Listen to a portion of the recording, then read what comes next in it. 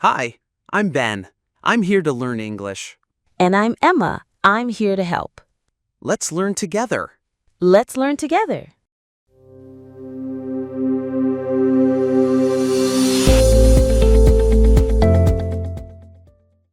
Hi, everyone.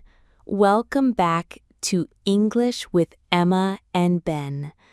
I'm Emma, and I'm so happy you're here with us today.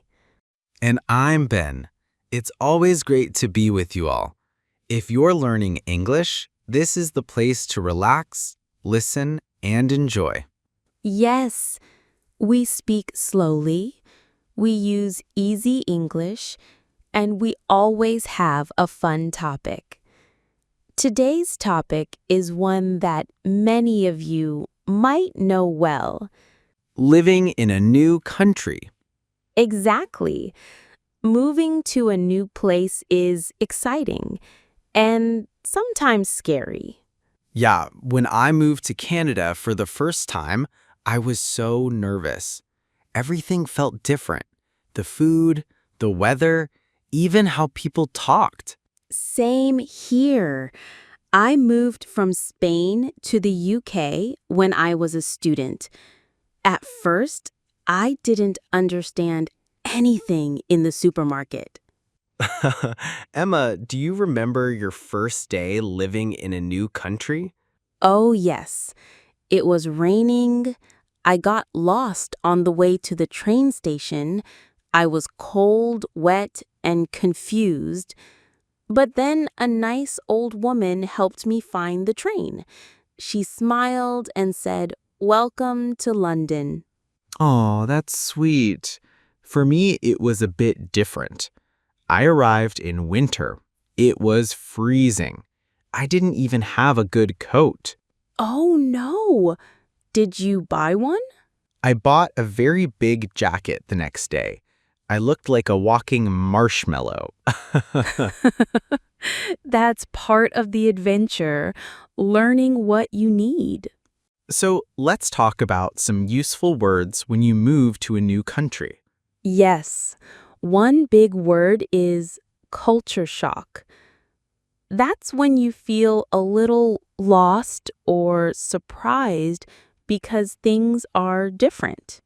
Right. New food, new habits, new ways of doing things. Even how people say hello can be different. In Spain, we kiss on both cheeks to say hello.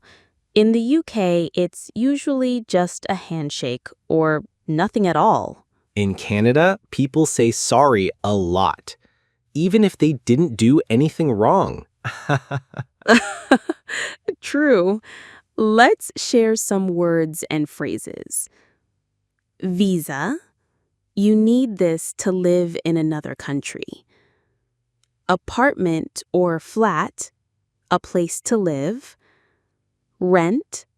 Money you pay every month for your home. Public transport. Buses, trains, metros. Grocery store. A shop to buy food. Language barrier, when people speak a language you don't know. Homesick, when you miss your home. Culture shock, feeling surprised by differences. Emma, what was something hard for you when you lived in a new country? Honestly, making friends. People were nice, but it was hard to talk at first. My English was not very good. I get that.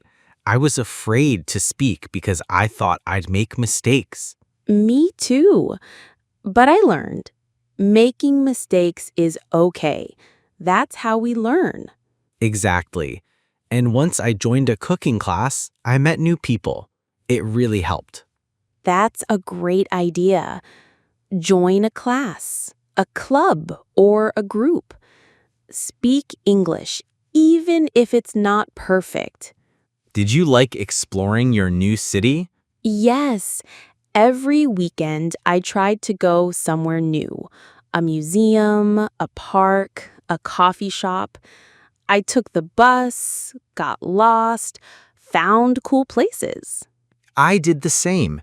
I used a little notebook to write new English words I saw on signs, menus, posters. That's smart. I also used an app on my phone to translate things. You can learn so much just by living, walking around, shopping, talking. Let's give our listeners some simple English phrases to use in a new country. Good idea. You can say, "Hi, I'm new here. Can you help me, please? Where is the nearest bus stop? How much is this? I don't speak English very well. Can you speak slowly, please? I'm learning English. Thank you. Excuse me? Sorry."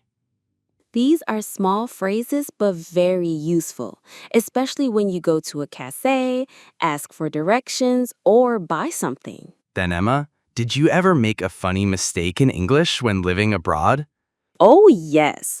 I once said, "I'm full of bread," when I wanted to say I ate too much bread. People laughed a lot. I once said kitchen when I meant chicken. So I asked, "Can I have fried kitchen?" That's amazing. But you know what? Mistakes are good. They make memories. Yes, people will smile and they will help you.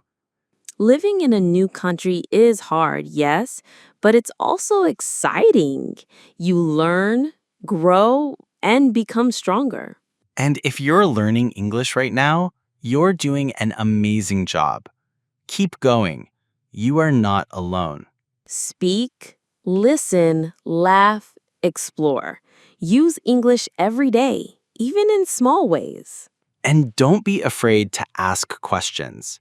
People are kinder than you think. If you've lived in a new country, tell us in the comments. What was your biggest challenge or your favorite memory? Thank you for listening to English with Emma and Ben today. We hope you enjoyed this little adventure with us.